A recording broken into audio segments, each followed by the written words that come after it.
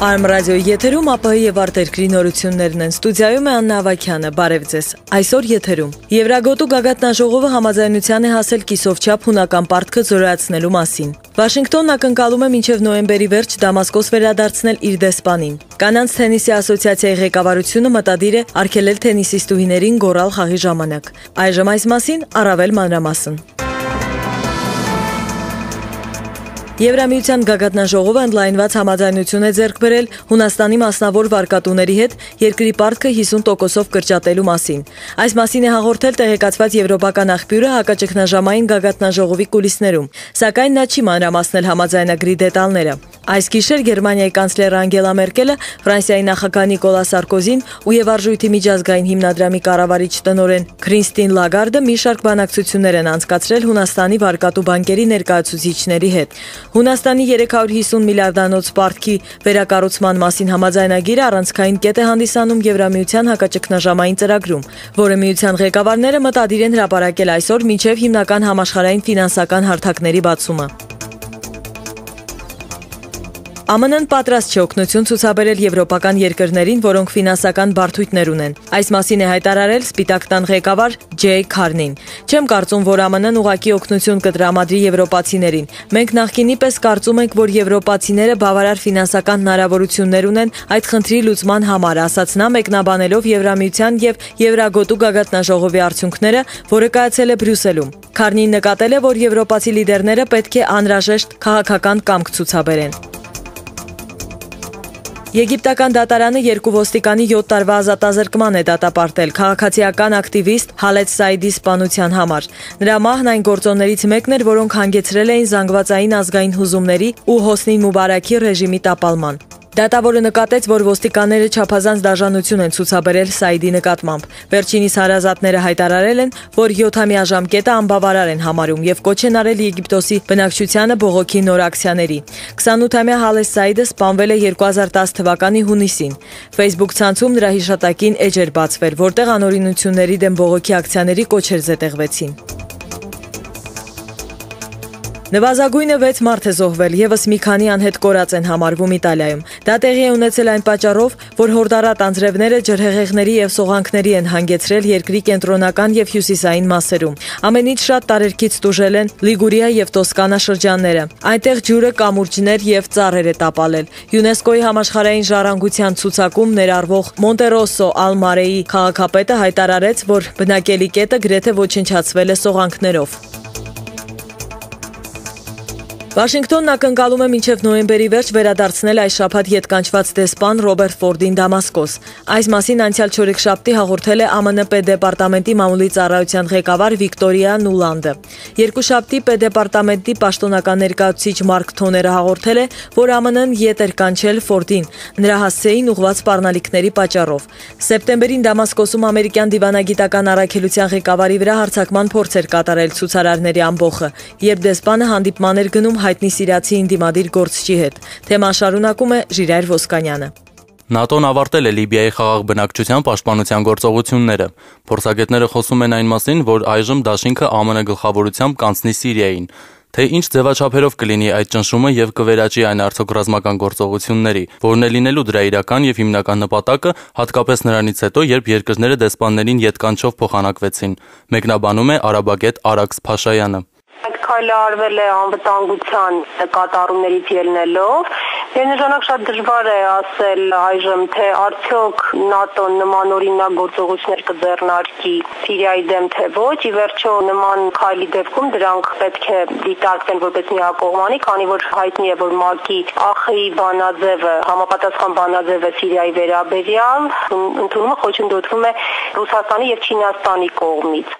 Դրա մասին են խոսում նաև արտերկրյա փորձագետները, մասնավորապես Ռուսաստանի աշխարհաքաղաքական խնդիրների ակադեմիայի փոխտնօրեն Կոնստանտին Սիվկովը մատնանշում է դիվերսիոն խմբերից ավալվող գործողությունները։ Если Россия и Китай, памятуя об опыте Ливии, Եթե Ռուսաստանն, Չինաստան չգտան կարգավորիչ եւ իրավական հիմքեր մասշտաբային ագրեսիայի վերացման համար, ապա այն ծածուկ կլինի։ Սիրիա կուղևորվեն հատուկ ծառայության ներկայացուցիչներ, ինչպես նաեւ անօրինական զինված ավազակախմբեր, որոնք ապակայունացնելու են իրավիճակը երկրում, մինչեւ բարձրացվի խաղաղապահ ուժերի ներդրման հարցը, ինչպես նաեւ գոյություն ունի իրական հնարավորություն, որ դաշինքը ռազմական գործողություններ կանցկացնի առանց ՄԱԿ-ի բարեփոխումների։ нестабильности в целом ситуации в Европе. Բայց իրադարձությունների նման ընթացքի հավանականությունը մեծ չէ, քանի որ դա վտանգավոր կլինի ՆԱՏՕ-ի քաղաքական էլիտայի համար Եվրոպայի երկրների եւ ԱՄՆ տնտեսության ընդհանուր անկայունության պայմաններում, հավելում է Սիվկովը։ Իսկ ահա հայաստանցի փորձագետը համարում է, որ ոչ միայն հավանականության մասին է խոսվում, այլ փաստում, որ նման սցենար արդեն իսկ գործում է։ Նման տարբերակ արդեն Սիրիայում գործում է եւ այդ առումով Սիրիայում եւ Լիբիայում ծավալվող դեպքերի մեջ շատ նման օրինակ երևույթներ ու ընդհանրություններ կան, այն իմաստով որ թե Լիբիայում եւ թե Սիրիայում ընդդիմությունը զինված է։ Իսկ զինվել նշանակում է բնականաբար զենք, զինամթերք եւ ֆինանսական աջակցություն ստանալ արտաքին աշխարհից։ Դա նշանակում է որ Սիրիայում ընդդիմադիրները ստանում են ռազմական ֆինանսական օգնություն դրսից, այսինքն այսօր արդեն կարելի է խոսել, որ արտաքին կատարները ուղղակիորեն միջամտում են Սիրիայի ներքին գործերին գաղտնի ձևով։ Արևմուտքը պնդում է ժողովրդավարական բարեփոխումներ անցկացնել, բայց արդեն որոշակի քայլեր արվել են այդ ուղղությամբ։ Սիրիական քրդերին քաղաքացիություն են տվել, դադարեցրել են արտակարգ իրավիճակը։ Մոտակա ժամանակներս ձևավորվելու է կոմիտե նոր սահմանադրության պատրաստման համար։ Սիրիական ռեժիմը մեծ առաջընթացի է հասել բարեփոխումների գործում, բայց դա չի նշանակում, որ այնտեղ ճգնաժամն ավարտվել է։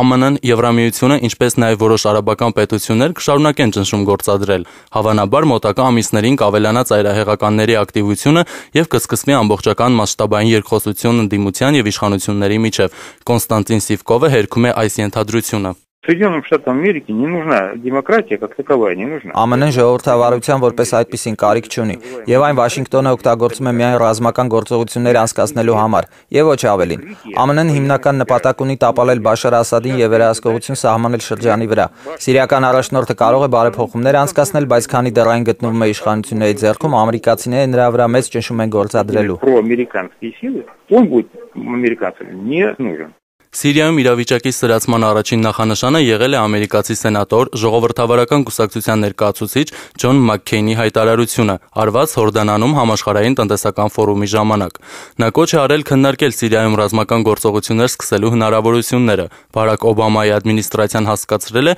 որ նախագահը դեմ է հանդես գալիս իրադարձությունների նման զարգացումներին։ Շարունակում ենք թողարկումը։ Արգենտինայում դատարանը ռազմածովային ուժերի նախկին կապիտան Ալֆրեդո Աստիսին, ինչպես նաև 11 այլ զինծառայողներին ցմահ բանտարկության է դատապարտել։ Դրանց մեղադրում են առևանգումների, կտանքների, սպանությունների համար, որոնք կատարվել են 1970-ականների վերջում ռազմական խունտայի կառավարման տարիներին։ Նախկին զինվորականների դեմ դատավարությունը սկսվել էր Արգենտինայում 2009 թվականի դեկտեմբերին։ Աստիսն ու նրա նախկին գոլեգաները մեղավոր էին ճանաչվել նվազագույնը 85 մարդու սպանության եւ առևանգումների համար։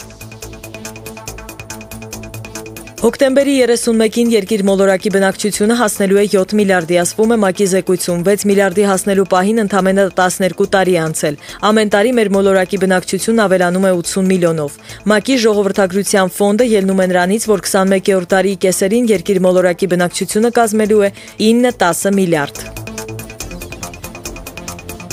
Կանանց թենիսի ասոցիացիայի ղեկավարությունը մտադիր է արգելել թենիսիստուհիներին գորալ խաղի ժամանակ։ Պարզվել է, որ այս երևույթը ոչ միայն նյարդայնացնում է հեռուստադիտողներին, այլ նաև մարզիկներին։ Եթե բարձր գորալ հակառակորդը չի լսի գնդակի հարվածը, իսկ այդ ձայնից թենիսիստները կարող են հասկանալ գնդակի արագությունը։ Աշխարհի գործող առաջին ռակետ Կարոլինա Ոզնյացկու կարծիքով հաճախ նման կերպ ռուսաստանցիներ Մարինա Շարապովան եւ Վիկտորիա Ազարենկոն են աչքի ընկնում։ Իսկ գիտնականները նշում են, որ դա օգնում է ուժեղացնել հարվածն ու հավասարակշռությունը։ Արմրադիոյի եթերում դուք լսեցիք արտերկրի լուրերը։ Մինչ հանդիպում։